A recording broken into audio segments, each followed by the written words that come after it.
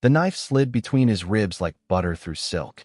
Zephyra Blackwell jerked awake, her hand instinctively reaching for her side, where phantom pain still burned.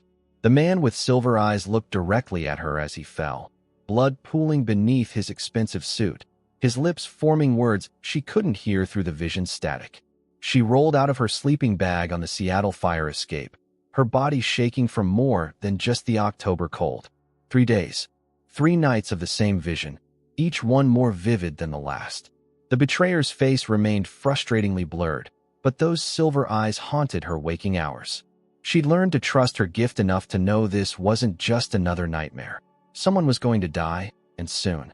Zephyra pulled her laptop from her backpack, the device stolen from a tech conference months ago and modified beyond recognition. Her fingers flew across the keyboard as she searched for men with distinctive silver eyes in Seattle's business district. Nothing. She expanded her search to the Pacific Northwest, then the entire West Coast. The photograph appeared on her screen like a slap across the face. Caspian Silverthorne, 32, CEO of Silverthorne Industries, worth approximately $8.2 billion. Those same metallic eyes stared back at her from the Forbes article, cold and calculating even in a professional headshot. The caption mentioned his upcoming appearance at the Manhattan Children's Hospital Charity Gala. Her stomach lurched. Manhattan was 3,000 miles away, and she had exactly $47 to her name. But the vision pulsed behind her eyes again, more urgent this time. The knife, the blood, the way he'd looked at her as if he knew she was watching. Zephyra closed the laptop and made a decision that would either save a life or destroy her own. The charity gala buzzed with Manhattan's elite, their conversations a symphony of inherited wealth and manufactured philanthropy. Zephyra had spent her last $20 on a black dress from a thrift store and another $15 on a fake press badge that had gotten her past the first layer of security. The rest had been pure determination and the kind of desperation that made impossible things possible. She spotted him immediately across the ballroom, even surrounded by a sea of similar black tuxedos. Caspian Silverthorne commanded attention without demanding it, his presence magnetic in the way that only true power could be. Women gravitated toward him with practiced smiles. Men sought his approval with carefully calculated conversations, but his silver eyes remained distant, scanning the crowd with the wariness of someone who trusted no one.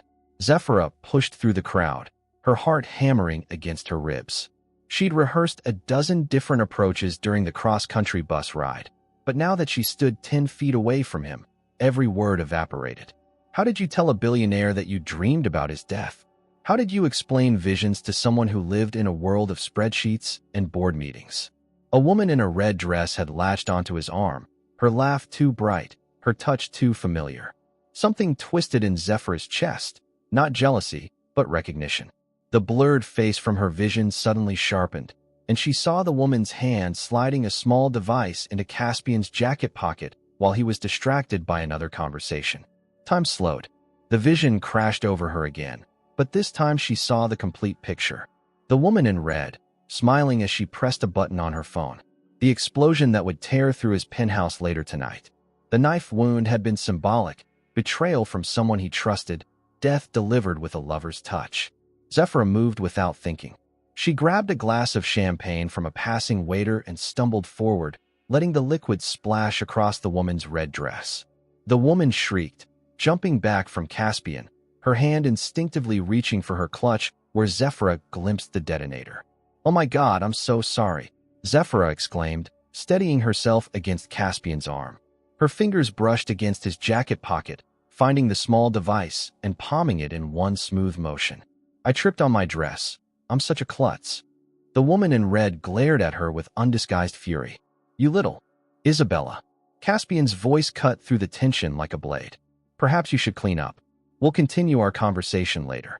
Isabella's face shifted from anger to forced sweetness so quickly that Zephyra almost felt dizzy watching it. "Of course, darling. Don't go anywhere." As Isabella stalked toward the restrooms, Caspian turned his full attention to Zephyra. Up close, his eyes were even more striking, silver flecked with gold, intelligent and predatory. She felt stripped bare under his gaze, as if he could see straight through her amateur disguise to the homeless girl underneath. "Interesting timing," he said quietly. That was either the most convenient accident I've ever witnessed, or you just saved my life. Zephyr's mouth went dry. Hi, I dreamed about you. The words tumbled out before she could stop them, raw and honest, and completely insane. Caspian's expression didn't change, but she felt the shift in his attention, the way his entire being focused on her like a laser. Excuse me. She pulled the device from her pocket, holding it up between them. This was in your jacket. She put it there when she hugged you. In my dream, you died tonight. Caspian stared at the small black device, his face unreadable. Around them, the gala continued in blissful ignorance, but Zephyra felt as if they existed in their own bubble of dangerous possibility. He reached out slowly, taking the device from her fingers. His touch sent electricity shooting up her arm. Who are you? He asked. Someone who sees things before they happen, she whispered. And someone who just made a very dangerous enemy. Caspian's private jet touched down at Seattle-Tacoma International at 2:47 a.m. He'd spent the entire flight running background checks on every person named Zephyra in the tri-state area, cross-referencing facial recognition software with security footage from the gala.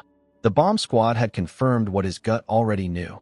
The device she'd handed him contained enough C4 to level half his penthouse. Isabella Marchetti had vanished from the gala within minutes of the champagne incident. Her body was found in the Hudson River 12 hours later, 3 bullets to the chest, execution style. Someone was cleaning house, and the mysterious woman with violet eyes had painted a target on her own back the moment she'd saved his life. Marcus Chun, his head of security, handed him a tablet as they descended the jet stairs. Found her. Zephyra Blackwell, 26, born in Portland. Parents died in a car accident when she was 18. No fixed address for the past 8 years, but we tracked credit card usage and facial recognition hits across 12 states. Caspian scrolled through the file. The woman staring back at him from various security cameras looked haunted, always glancing over her shoulder, never staying in one place longer than a few weeks. But it was her eyes that held his attention, the same eyes that had looked directly at him in his recurring nightmares for the past 6 months. Sir, Marcus prompted. Your orders? Find her, but carefully. If what she said is true, others are looking for her too. 3 blocks from Pike Place Market, Zephyra pressed her back against the alley wall and fought to control her breathing. They'd found her faster than she'd expected. The 2 men in black suits had been waiting outside the homeless shelter when she'd returned to collect her belongings. Professional, military training, the kind of people who cleaned up loose ends with bullets and shallow graves. She'd been running for 18 hours straight, using every trick she'd learned in 8 years of staying invisible. But these weren't local thugs or even federal agents. These men moved like shadows and communicated without words, their coordination suggesting extensive training and unlimited resources. Her phone buzzed with an unknown number. Against every instinct screaming at her to run, she answered. You're 3 buildings east of your current position. Caspian's voice came through clear and calm. There's a fire escape on the north side. Take it to the roof. How did you move? Now. Zephyra pocketed the phone and sprinted toward the building he'd indicated. Behind her, she heard the soft whistle of a suppressed gunshot and the crack of brick where her head had been seconds before. She grabbed the fire escape ladder and hauled herself up, her muscles burning from exhaustion and adrenaline. The roof stretched out before her like a concrete ocean, punctuated by ventilation units and satellite dishes. Seattle's skyline glittered in the distance, beautiful and utterly indifferent to the deadly game playing out in its shadows.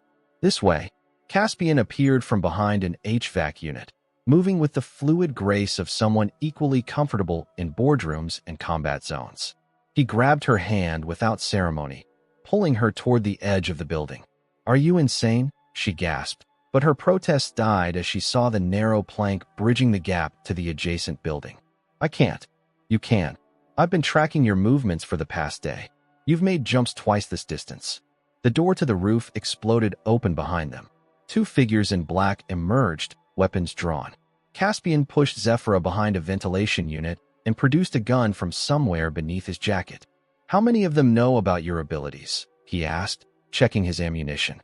I don't know.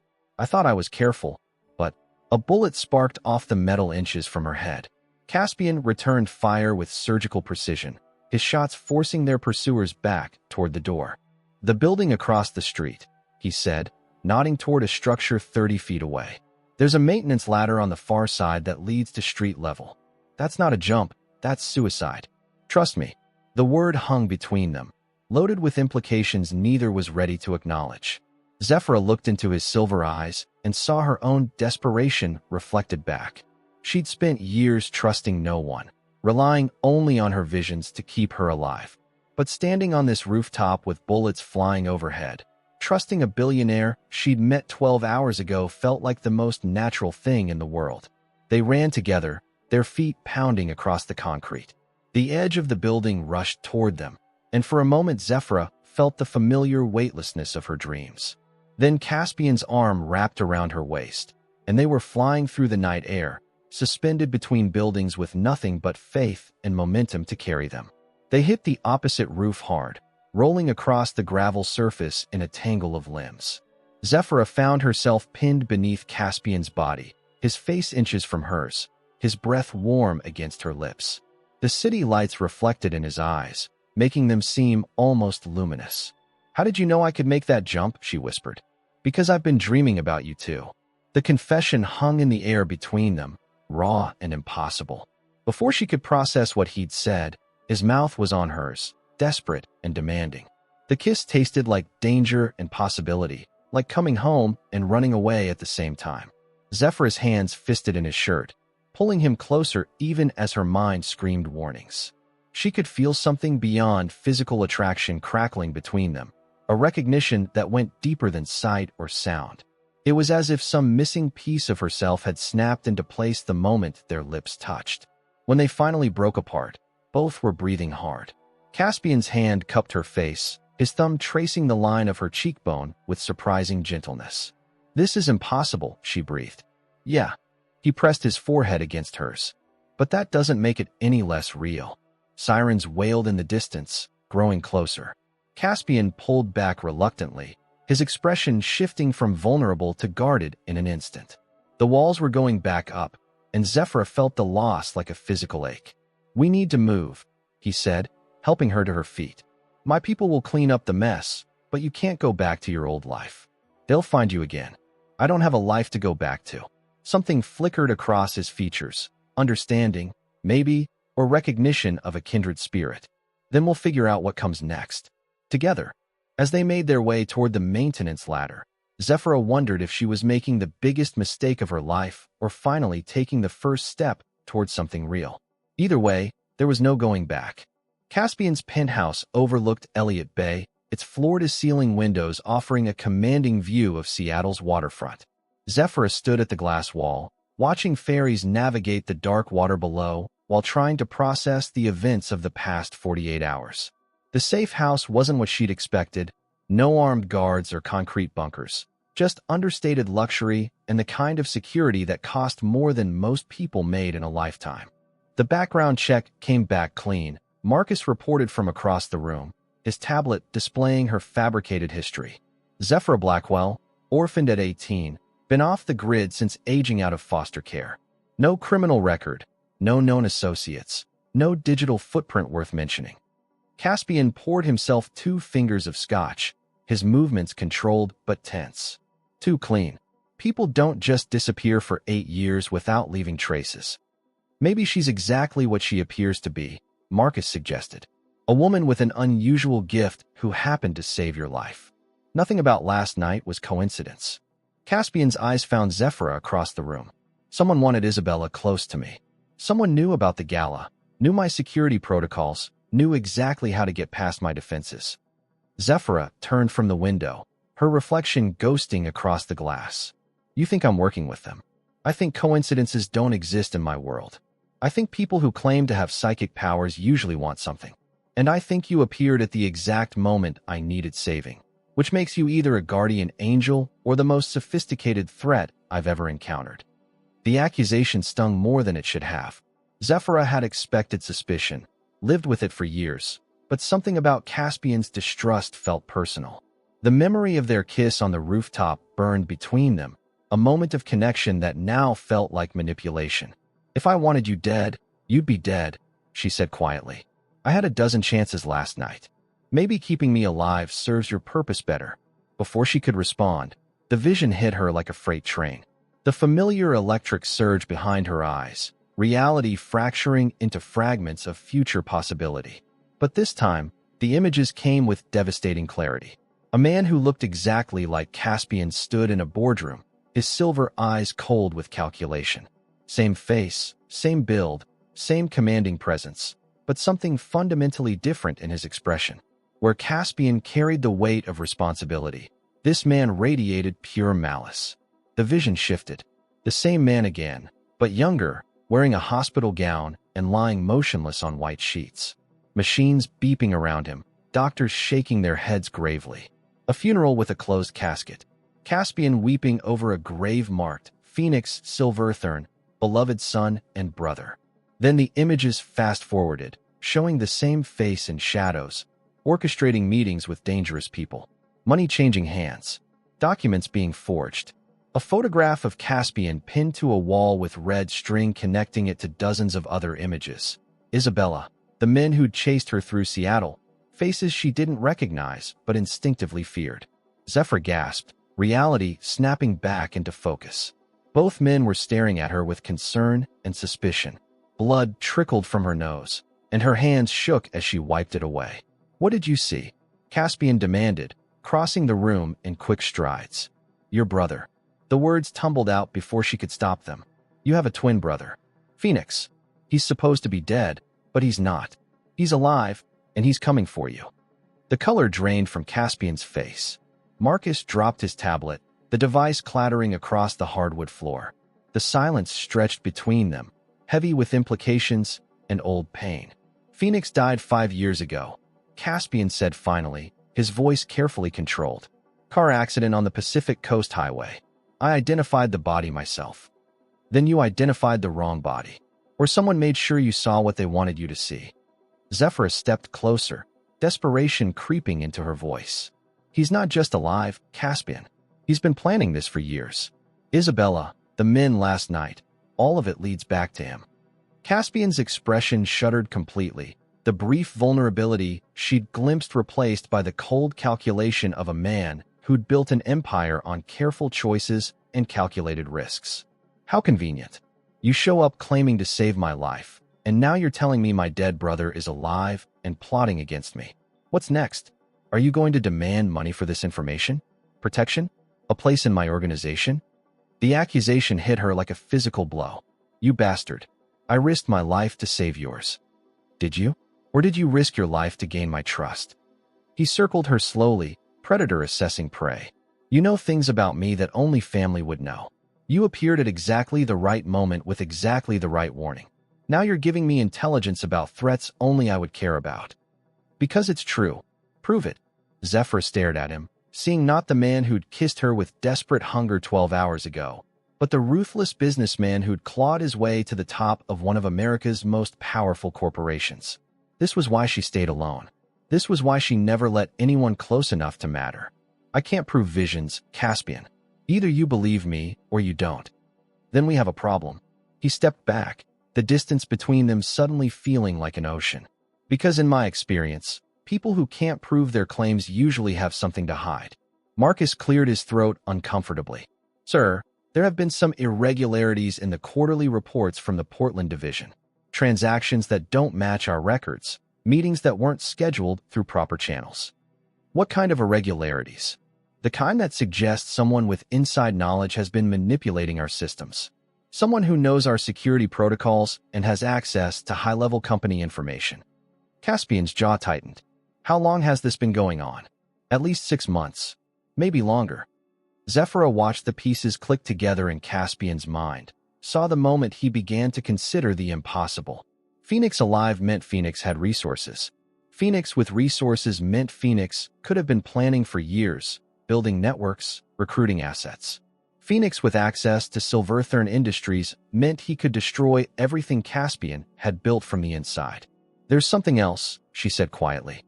In the vision, he wasn't working alone. There were others. Important people. People you trust. "Stop." Caspian held up a hand, his control fraying at the edges. "Just stop. I need to think." He walked to the window, his reflection joining hers in the glass. Standing side by side, they looked like ghosts haunting the same space, connected by circumstances neither fully understood. "If Phoenix is alive," he said without turning around, "if he's been building toward this for 5 years, then everyone I trust could be compromised. Every relationship, every alliance, every partnership could be part of his game, including her." The unspoken words hung in the air between them, poisoning whatever fragile connection they'd begun to build. Zephyra felt the familiar ache of isolation settling back into her bones. "I should go," she said. "No." He turned from the window, his silver eyes burning with something between desperation and determination. "You should stay, because if you're telling the truth, you're the only person I can trust. And if you're lying, you're exactly where I can watch you." Either way, she was trapped. And despite everything, despite the suspicion and the accusations and the growing certainty that getting involved with Caspian Silverthorn would destroy her, she found herself nodding. "Okay, I'll stay." "Good." His smile held no warmth. "Because things are about to get very dangerous." The security footage played on repeat across 6 monitors in Caspian's private office. Zephyra's face, captured from various angles and timestamps over the past 3 years. Gas station cameras in Nevada. Hotel security in Arizona. A street cam in Portland from 18 months ago. Each image showed her looking over her shoulder, always running, always afraid. "She's been tracking you for years," Marcus said, highlighting specific timestamps. "This footage from Portland is particularly interesting. It's dated 3 months after the reports of Phoenix sightings began." Caspian stared at the screen showing Zephyra outside a coffee shop, her face turned toward a newspaper stand displaying his photograph. The headline read, "Silverthorn Industries announces expansion into Pacific Northwest." "She knew," he said quietly. "She's known Phoenix was alive this entire time." "It gets worse." Marcus pulled up another file. "We found communications equipment in her backpack. Military grade. The kind of gear used for long-range surveillance." The evidence painted a picture Caspian didn't want to see but couldn't ignore. Every instinct that had kept him alive in the cutthroat world of corporate warfare screamed that he'd been played. The timing was too perfect, her knowledge too extensive, her ability to find him too convenient. When Zephyra entered the office an hour later, fresh from a shower and wearing clothes his staff had provided, she looked younger somehow. Vulnerable. The sight of her made something twist in his chest, but he forced himself to remain impassive. "We need to talk," he said.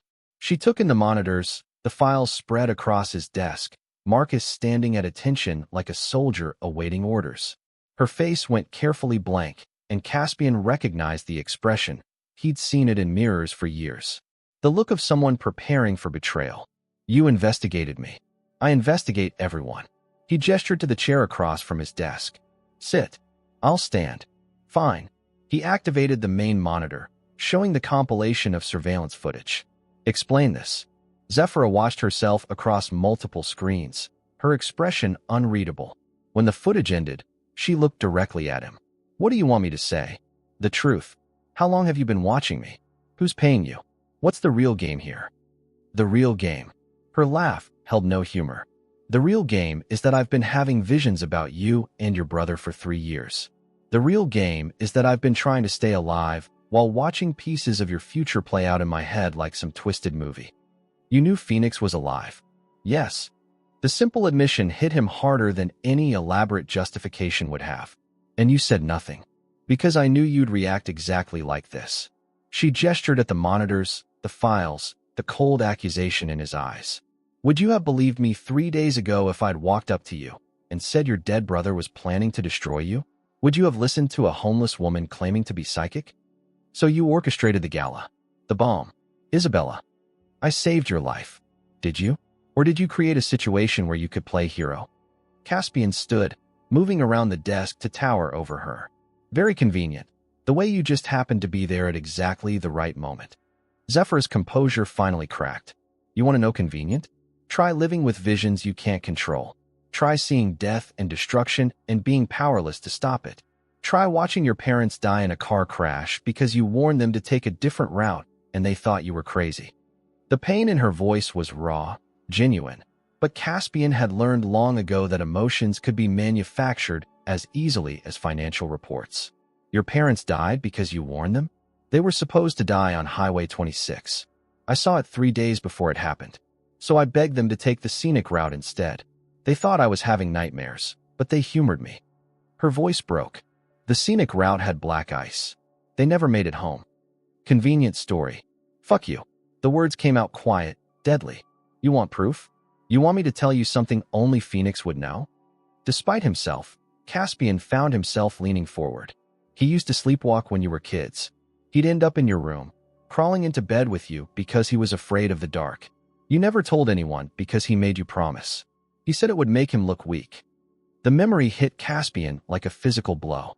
Nights when they were 7, 8 years old, Phoenix shaking him awake with tears on his face, whispering about monsters in his closet.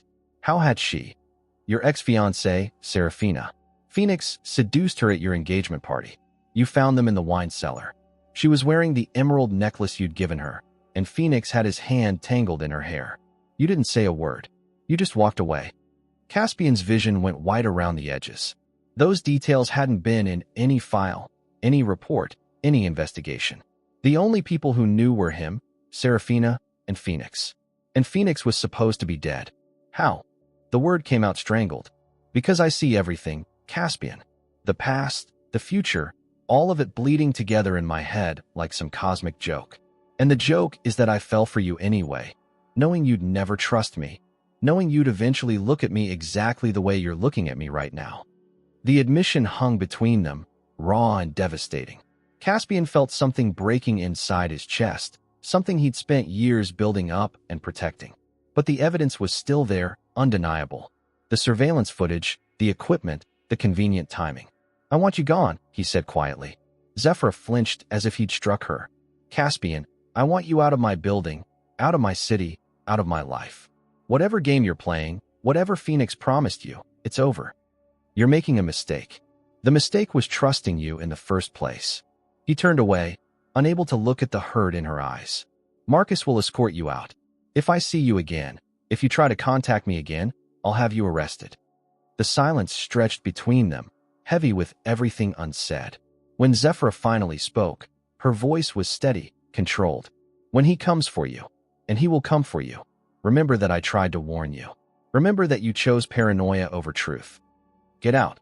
He didn't turn around when he heard her footsteps retreat, didn't watch her leave. Only when the door closed behind her did he allow himself to lean against the window, his reflection staring back at him from the glass. Marcus approached carefully. Sir, are you certain this was the right call? No, Caspian said quietly, but it was the safe call. 3 days later, in the small Oregon town of Millbrook, Zephyra jerked awake in her rented room above the diner, screaming. The vision had been the worst yet. Caspian surrounded by flames, Phoenix's laughter echoing through burning buildings, the taste of smoke and betrayal bitter on her tongue. She reached for her phone before remembering she'd thrown it away after leaving Seattle. But the vision pulled at her, urgent and terrifying.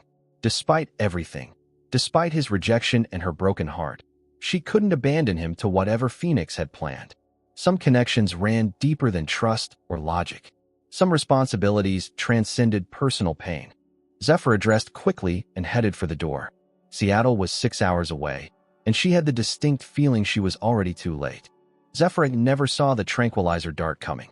One moment she was climbing into her stolen Honda outside the Millbrook diner. The next she was waking up in what appeared to be an abandoned warehouse, her wrists zip-tied to a metal chair.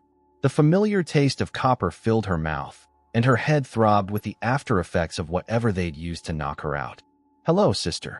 The voice came from the shadows, smooth and cultured, with the same cadence as Caspian's, but lacking any warmth. A man stepped into the circle of light cast by the single bulb overhead, and Zephyra's breath caught. It was like looking at Caspian's reflection in a funhouse mirror. Same face, same build, same silver eyes, but everything slightly wrong. Where Caspian carried himself with controlled power, this man radiated cold calculation. Where Caspian's eyes held shadows of pain and responsibility, his brothers held nothing but emptiness. Phoenix Silverthorn, she said. You look good for a dead man. He smiled, the expression failing to reach his eyes. Death has been liberating. Amazing what you can accomplish when the world believes you don't exist. Phoenix circled her chair slowly, his footsteps echoing in the cavernous space. The warehouse seemed to stretch endlessly in all directions, filled with shipping containers and industrial equipment. Through broken windows high above, Seattle's skyline glittered in the distance. "You've caused me considerable trouble," he continued. 5 years of careful planning, and you nearly derailed everything with your little rescue mission at the gala. Sorry to disappoint. Oh, you haven't disappointed me. Quite the opposite. You've proven yourself exactly as valuable as my associates predicted. He stopped in front of her, crouching down until they were eye level. "Tell me, Zephyra, what do you see when you look at me?" The vision hit her without warning. Not the gentle electric surge she was used to, but a violent assault of images and sensations. Phoenix as a child, identical to Caspian in every way, laughing as they built sandcastles on a private beach. The same face years later, screaming in a hospital bed while doctors in white coats held him down. Needles, machines, men in expensive suits taking notes.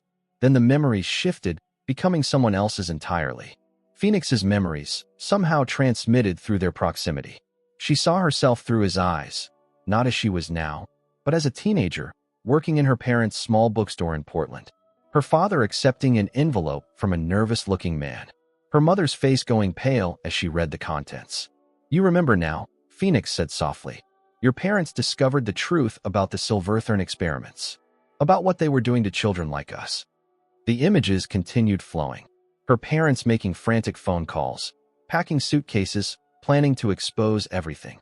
Then the car accident that wasn't an accident at all, brake lines cut, steering disabled, 2 people murdered for asking too many questions. "They killed them," Zephyra whispered. "The Helix Foundation has been studying people like us for decades. Bloodlines with premonitory abilities, genetic markers that suggest expanded consciousness. Your family got too close to the truth." Phoenix stood, brushing invisible dust from his expensive suit. "They've been watching you ever since, waiting to see if you develop your full potential. And you? What's your excuse for working with them?" His expression darkened. "They saved my life. After the car accident, the real one, not the staged death Caspian thinks he witnessed, I was in a coma for 6 months. Brain damage, the doctors said. No hope of recovery. But the foundation had other ideas." The warehouse door slammed open, and Caspian strode in flanked by 4 armed men. His eyes found Zephyra immediately, and she saw relief flash across his features before his expression hardened into something deadly. "Let her go, Phoenix." "Brother." Phoenix's smile was genuine for the first time since Zephyra had met him. "Right on schedule. I was just explaining to our mutual friend how the Helix Foundation rebuilt my damaged brain. Enhanced it, actually. Gave me abilities that make her little predictions look like party tricks." Caspian's gaze flicked between them, taking in the zip ties, the warehouse setting, the armed guards positioned around the perimeter. "What do you want?" "Want. I want our parents' real killer brought to justice. I want the truth about what happened to both our families. But mostly, I want you to understand what you cost me." "What I cost you?" Caspian's voice rose. "You seduced my fiancée. You betrayed every trust between us. Because they programmed me to." Phoenix's composure finally cracked, revealing the anguish underneath. "For 3 years after I woke up, they convinced me you were responsible for the accident. They showed me fabricated evidence, false medical records, testimony from actors pretending to be witnesses. They made me believe you tried to kill me to inherit everything." The warehouse fell silent except for the distant hum of traffic. Zephyra watched Caspian's face cycle through emotions, confusion, disbelief, dawning horror. "That's impossible," Caspian said quietly. "Is it? Think about Serafina's behavior in the months before the engagement party. How she suddenly started asking questions about your business, your security protocols, your relationship with me. Think about how convenient it was that I showed up drunk and emotional that night. How perfectly positioned she was to be caught with me." Zephyr saw the exact moment Caspian's world shifted. The careful control he'd built his empire on crumbled as he realized the depth of the manipulation. "They used you," he whispered. "They used both of us. And now they want to use her." Phoenix gestured toward Zephyra. "Her abilities are off the charts, Caspian. Completely unprecedented. With the right conditioning, the right pharmaceutical enhancement, she could predict market fluctuations weeks in advance. Political upheavals, natural disasters, She could make them gods. Over my dead body. That can be arranged. Phoenix signaled to his men, and weapons appeared from various hiding places. But I'd rather we work together. Think about it. With our combined resources and her abilities, we could destroy the Foundation from the inside. We could get justice for our parents, for her parents, for every family they've torn apart. Caspian looked at Zephyra, and she saw something break open in his expression. The walls he'd built to protect himself crumbled, leaving only raw vulnerability and regret. "I'm sorry," he said quietly. "I should have believed you. I should have trusted you." "You couldn't have known," she replied. "None of us could have known how deep this goes." "Touching," Phoenix interrupted. "But we're running out of time. The Foundation knows you're here, brother. They know about your relationship with our gifted friend. In approximately 10 minutes, this place will be swarming with enhanced operatives who make my little security team look like children." As if summoned by his words, the sound of helicopters echoed from outside. Phoenix's men shifted nervously, checking their weapons and scanning the shadows. "Choose," Phoenix said. "Trust me and fight together, or watch her disappear into their laboratories forever." Caspian met Zephyra's eyes across the warehouse floor. In that moment, she felt the connection that had sparked between them on the rooftop flare back to life.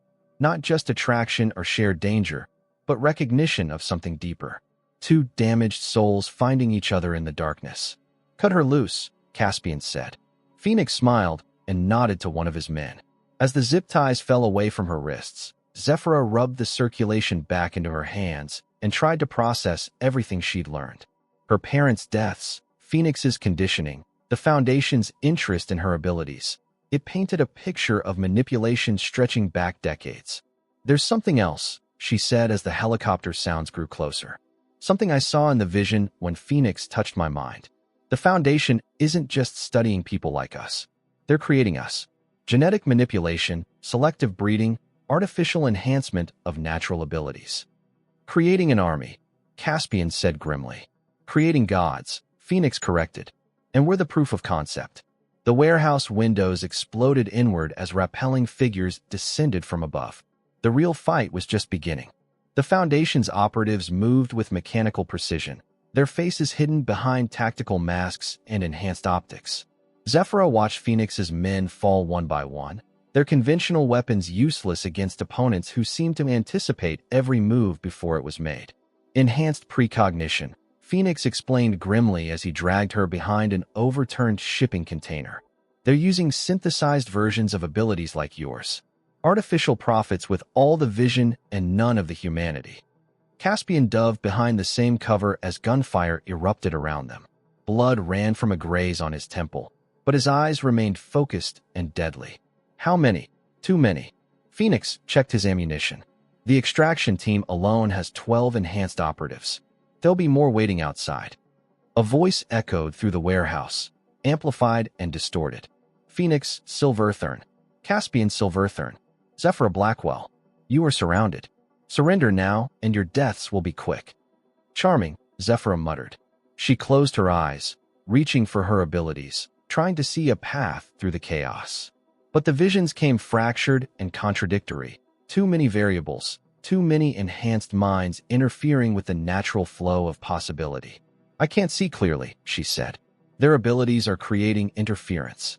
"Then we improvise." Caspian pulled out his phone. "Marcus, initiate Protocol 7. Full building lockdown and electromagnetic pulse in 60 seconds.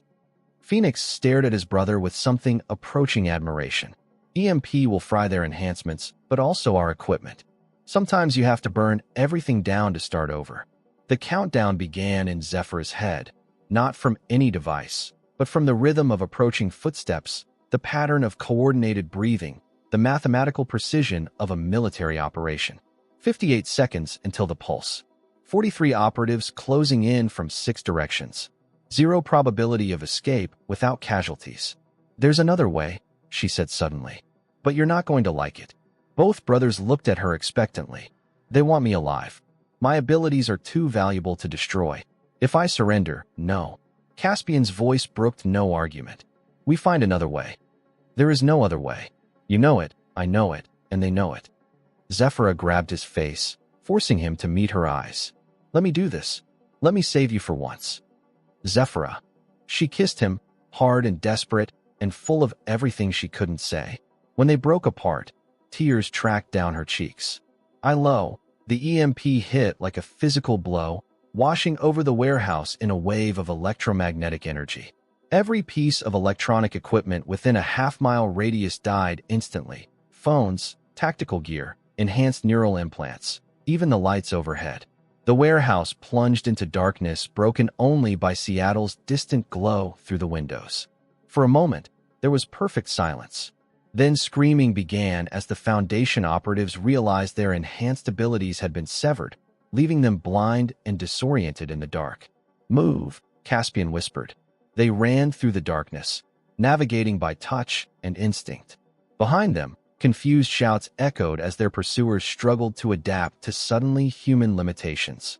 But the respite wouldn't last long. Backup units would arrive soon, and the Foundation had resources that stretched far beyond electronic enhancement.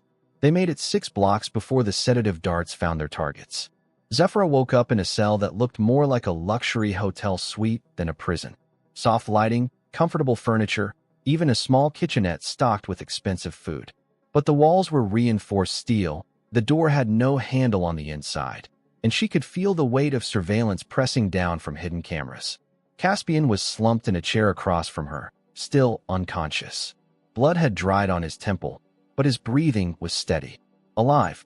For now. She moved to him carefully, checking for injuries. Her touch seemed to rouse him, and his eyes fluttered open, immediately alert despite the lingering effects of whatever they'd been drugged with. "Where are we?" he asked. "Somewhere expensive and impossible to escape from." She gestured around the room. "They're treating us like guests instead of prisoners. Because they want something." Caspian struggled to sit up straighter. The Foundation doesn't waste resources on comfort unless there's a purpose. A hidden speaker crackled to life. "Good evening. I trust you're finding your accommodations satisfactory." The voice was cultured, professionally pleasant, and completely without warmth. Zephyra felt cold recognition crawl up her spine. "Dr. Isadora Ravencrest," she said. "I should have known. Hello, my dear. You've grown into quite a remarkable young woman since I last saw you."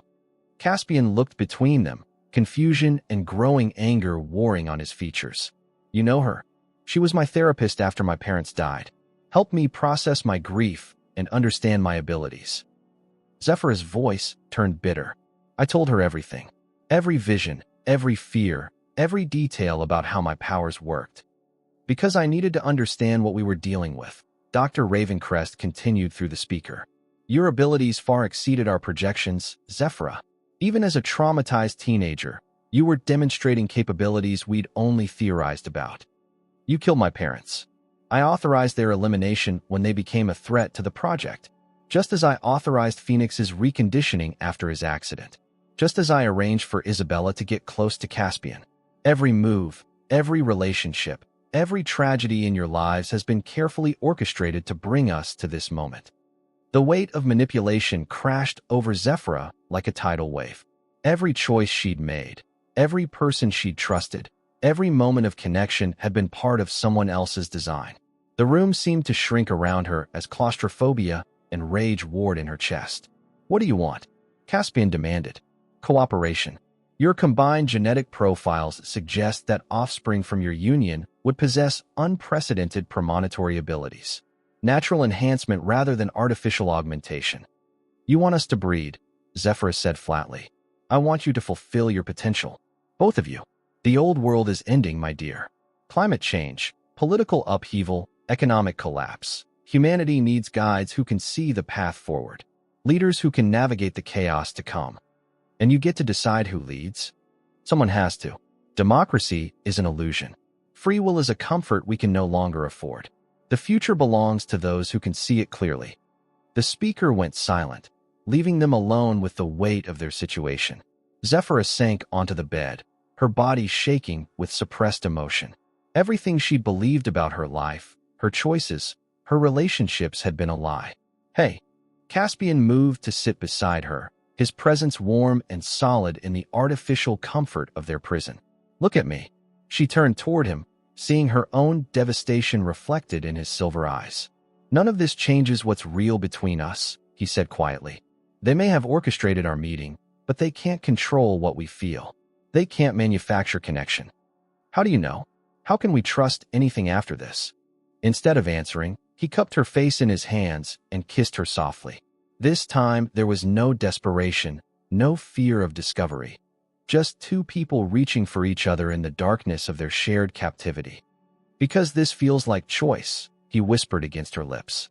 This feels like something I'd want even if the world wasn't ending. Zephyra felt something crack open in her chest, walls she'd built around her heart crumbling under the weight of his sincerity. For years she'd avoided connection, convinced that everyone she loved would die.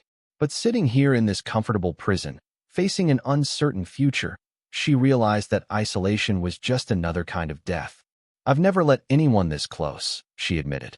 Everyone I've cared about has died. I've never trusted anyone enough to try. Not after Phoenix, not after Serafina. His thumb traced along her cheekbone. But maybe that was the point. Maybe they wanted us isolated so we'd be easier to control. And now we choose each other despite them. Because of them. In spite of everything they've done to keep us apart. When they came together this time, it wasn't born of adrenaline or danger, but of recognition. Two souls finding their missing pieces in each other. The connection that sparked between them transcended the physical, reaching into something deeper and more permanent than manipulation or circumstance. Later, as they lay tangled together in the aftermath, Zephyra felt her abilities stirring differently than before. The visions came clearer, stronger, as if their physical connection had somehow amplified her gifts. I can see the way out, she whispered against his chest. Soon. But it's going to cost us everything. Everything. She lifted her head to meet his eyes. Everyone we've ever cared about is in danger. Phoenix, Marcus, anyone who's helped us. The Foundation isn't just after us anymore. They're cleaning house. Caspian's expression hardened. Then we'd better make sure we're ready when the door opens. Outside their luxurious prison, alarms began to sound in the distance. Whatever was coming, it was already in motion. The facility beneath the Nevada desert stretched for miles in every direction, a labyrinth of sterile corridors and observation chambers carved from solid rock. Zephyra pressed against the reinforced glass of their transport pod as it descended deeper into the earth, watching rows of cells pass by like exhibits in some twisted museum. Each cell contained a person, men, women, even children, connected to monitoring equipment that tracked brain activity in real time. Their eyes stared at nothing, lost in artificial visions induced by the machinery humming around them. Synthetic prophets, Dr. Ravencrest's voice echoed through the pod's intercom. We've been perfecting the process for 20 years. Chemical enhancement of natural abilities, surgical implantation of neural interfaces, selective breeding programs to strengthen psychic genetics. You're torturing them, Caspian said, his face pressed against the opposite window. We're evolving them. Humanity's next step requires sacrifice. The pod stopped at a massive chamber filled with workstations and holographic displays. Technicians in white coats monitored dozens of screens showing market fluctuations, political movements, weather patterns, all cross-referenced with predictive algorithms fed by the subjects upstairs. Dr. Ravencrest waited for them at the center of it all, her silver hair pulled back severely and her pale eyes bright with fanatic certainty. She looked exactly as Zephyra remembered from their therapy sessions, kind, maternal, utterly trustworthy. The perfect mask for a monster. Welcome to the future, she said as armed guards escorted them from the pod. Every major market shift in the past decade, every political upset, every convenient disaster, all predicted and orchestrated from this room. Using people like us, Zephyr said. Using people like you. Though none of them possessed your particular combination of clarity and strength. Most subjects burn out within 6 months. Their minds can't handle the artificial enhancement. She gestured to a wall displaying brain scans. But your neural pathways are remarkably resilient. You could maintain peak performance for decades. I'll die first. That's one option. Or you could accept your role in reshaping civilization. Think of the suffering you could prevent, the conflicts you could resolve, the disasters you could help us avoid, by enslaving gifted people and using them as fortune-telling machines, by creating order from chaos. Democracy failed, capitalism is collapsing, and climate change will kill billions. Someone needs to guide humanity through the coming darkness. A commotion erupted near the main entrance as emergency lights began flashing. Phoenix burst through the security checkpoint, blood streaming from a head wound and determination burning in his silver eyes.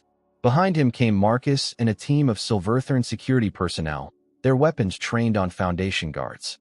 "Did you really think one EMP would stop me?" Phoenix called out. "I've been planning this for 3 years." "Phoenix," Dr. Ravencrest said calmly, "you're ahead of schedule. The conditioning wore off months ago.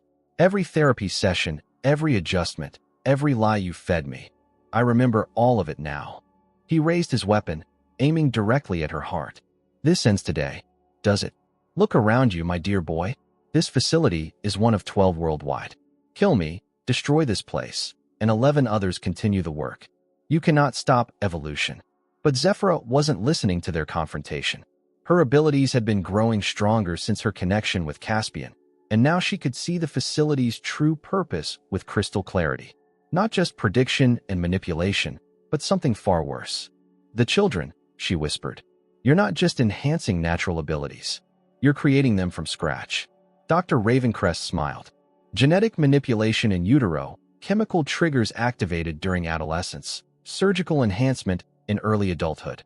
The next generation won't need training or conditioning. They'll be born knowing their purpose. And if they refuse, they won't have the capacity for refusal. Free will is an inefficiency we're correcting." The implications hit Zephyra like a physical blow. Thousands of children engineered to be psychic slaves, their humanity stripped away before they were old enough to understand what they'd lost. "The whole facility," she said to Caspian. "We have to destroy all of it." "The self-destruct codes are in my office," Dr. Ravencrest said conversationally, "though I doubt you'll reach them. Security protocols activate in 30 seconds. Gas began hissing from hidden vents as blast doors slammed shut around the chamber. But Phoenix was already moving, tossing gas masks to his brother and Zephyra while his team spread out to cover the exits. "Time to go," he shouted over the alarms. They had one chance to stop a conspiracy decades in the making, and the clock was already running out. The gas masks barely helped against the synthetic neurotoxin flooding the chamber. Zephyra felt her enhanced abilities wavering as the chemical designed to suppress psychic functions entered her bloodstream. Around her, the Foundation's subjects began screaming as their artificial visions turned into nightmares. "The elevator shaft," Phoenix shouted, pointing toward a maintenance tunnel. "It leads directly to Ravencrest's office." They fought their way through waves of security personnel, Phoenix and Marcus providing cover, while Caspian stayed close to Zephyra.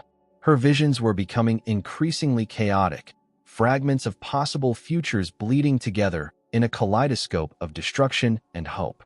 Dr. Ravencrest's office sat at the facility's apex, a glass-walled observatory overlooking the entire operation. She waited behind her desk with the calm of someone who believed herself untouchable, her pale eyes tracking their approach through security monitors. "You're too late," she said as they burst through the reinforced doors. "The other facilities have already received evacuation orders. Within 6 hours, this entire program will be relocated and rebuilt elsewhere." "Not if we expose everything," Caspian said, moving toward her computer terminal. "Expose what?" "A privately funded research institute studying cognitive enhancement? The world's governments will thank us for our innovations, not condemn us." Zephyra approached the observation window, looking down at the hundreds of people trapped in cells below. Children who would never know freedom, adults who'd been stripped of their humanity, all of them reduced to organic computers feeding predictions to corporate overlords. "There's another way," she said quietly. The visions came differently now, not as fractured glimpses, but as a unified stream of possibility. She could see the facility's power grid, the chemical storage tanks, the structural weak points that would bring the entire complex down. But more than that, she could see the psychic network connecting every enhanced subject in the building. "What are you doing?" Dr. Ravencrest asked, real fear creeping into her voice for the first time. "What you taught me to do? What you've been trying to prevent?" Zephyra pressed her palms against the glass, feeling the minds below respond to her presence. "You wanted to control psychic abilities, but you never understood them. They're not meant to be contained or channeled. They're meant to connect." She opened herself completely, dropping every mental barrier she'd built over the years. Her consciousness expanded outward, touching first the subjects in the cells below, then reaching beyond the facility to every enhanced individual across the globe. For the first time in decades, they felt the pure experience of unfiltered human connection. The response was immediate and overwhelming.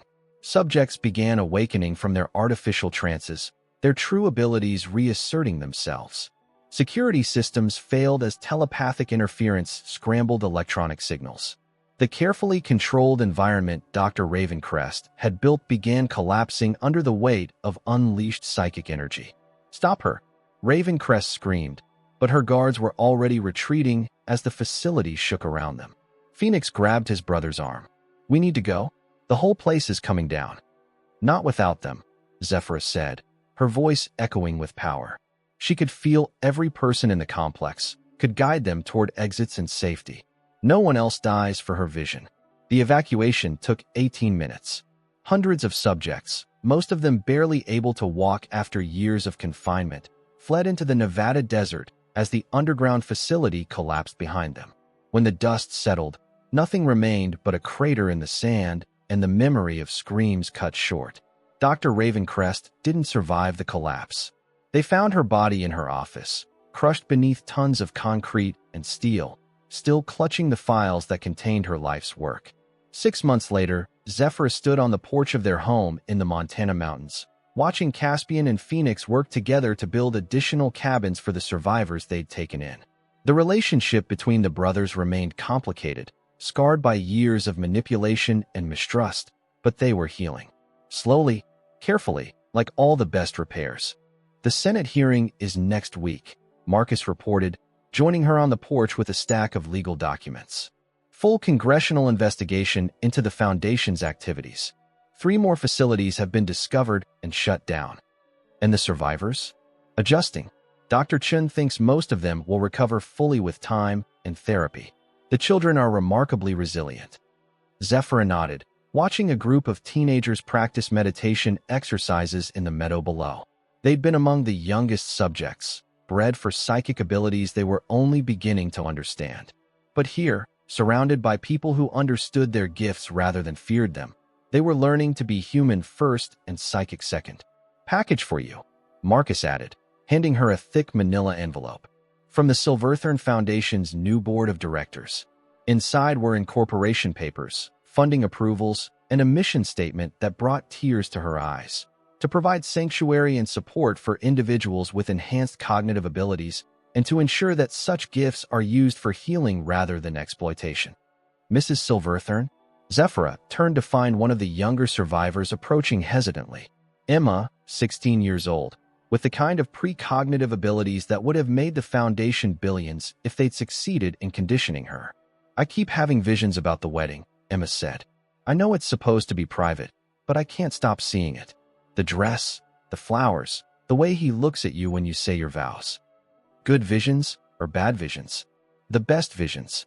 Like, the kind that make you believe in happy endings again." That evening, as sunset painted the mountains gold and red, Caspian found Zephyrus at their favorite spot overlooking the valley. She wore the simple white dress they'd chosen together, and her hair was adorned with wildflowers picked by the children. "Ready?" he asked, offering his arm. "For which part? The wedding or the rest of our lives?" "Both." The ceremony was small, just Phoenix as best man, Marcus as witness, and 37 survivors who'd become their chosen family. Pastor Williams from the nearby town performed the service, his voice carrying across the meadow as the first stars appeared overhead. When they exchanged vows, Zephyrus felt her abilities surge gently, showing her glimpses of the future they would build together. Not a predetermined path, but infinite possibilities spreading out like branches of light. Children who would grow up free and unafraid. A foundation that would protect others like them. A love that would deepen and strengthen through whatever challenges lay ahead. "Do you see anything specific?" Caspian whispered as they swayed together during their first dance. "I see us growing old together. I see the Foundation helping thousands of people. I see Phoenix finding peace." She smiled up at him. "I see you trusting me completely, finally.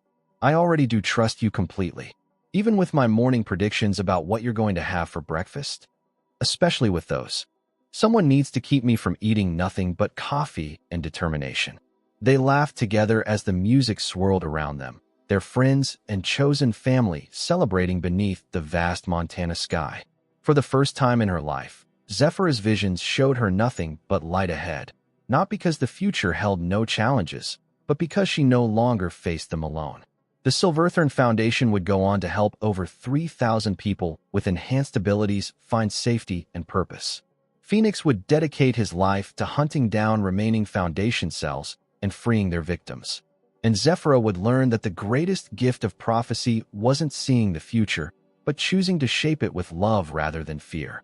In the distance, thunder rumbled across the mountains, promising rain for the garden they would plant together. It was going to be a very good storm.